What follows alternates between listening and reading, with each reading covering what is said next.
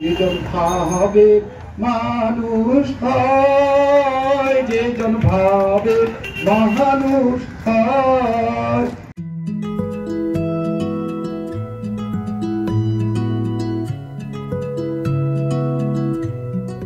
আসবেন তো শুভ মুহূর্তে। এনআরসির নামে গরিব মানুষকে ভয় দেখাচ্ছে বিজেপি। জাত ধর্মের বিভাজন সৃষ্টি করে মানুষে মানুষে ভেদাভেদ সৃষ্টি করছে তারা। রাম মন্দির উদ্বোধন করতে যাচ্ছেন প্রধানমন্ত্রী, আর অন্যদিকে সংসদ ভবনের দ্বার উদ্ঘাটন করানো হচ্ছে সন্ন্যাসীদের দিয়ে।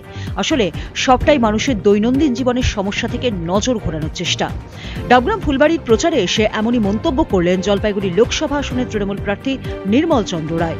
শনিবার সকালে ডাবগ্রাম 1 নম্বর গ্রাম পঞ্চায়েতের বিকাশনগরের একটি মন্দিরে পুজো দিয়ে প্রচার শুরু করেন ধূপগুড়ির বিধায়ক তথা লোকসভার প্রার্থী নির্মল। রাজপাপড়ি, ছোটা পাপড়ি সহ বিভিন্ন জায়গায় প্রচার করেন তিনি। এরপর ডাবগ্রাম 2 নম্বর গ্রাম পঞ্চায়েত এলাকায় প্রচারে যান প্রার্থী এবং তৃণমূল কংগ্রেস নেতৃত্ব। বিকেলে ফুলবাড়ি 1 নম্বর অঞ্চল তৃণমূল কংগ্রেসের পার্টি অফিসের মাঠে একটি জনসভা করেন তৃণমূল কংগ্রেস প্রার্থী। সেখানে বক্তব্য রাখতে গিয়ে বিজেপি এবং কেন্দ্রীয় সরকারকে তোপ দাগেন তিনি। বলেন, গত লোকসভা নির্বাচনের প্রেক্ষাপট ছিল আলাদা, এবারের প্রেক্ষাপট অন্যরকম, ফলাফল ভালোই হবে।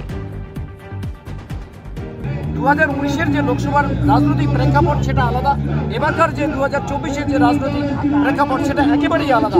কাজেই সেখানে তখনকার নিজের কথা ওটা আমরা ভুলে গেছি, ওটা ভাবতে নেই। আমরা এবার লিড দেবো। বামেদের ভোট বাড়লে কি আপনাদের সুবিধা হবে মনে হয়? না, আমরা সেটা দেখছি না। কার ভোট বাড়লে আমাদের সুবিধা অসুবিধা সেটা আমরা দেখছি না। আমরা আমাদের গতিতে আমরা এগিয়ে যাচ্ছি। বিজেপি পিছিয়ে আছে প্রচারে, কি বলবেন? সেটা বিজেপির ব্যাপার, সেটার সম্পর্কে আমরা বলবো।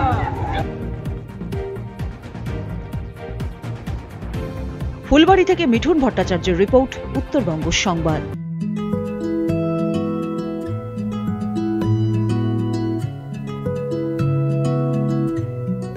আসবেন তো শুভ মুহূর্তে।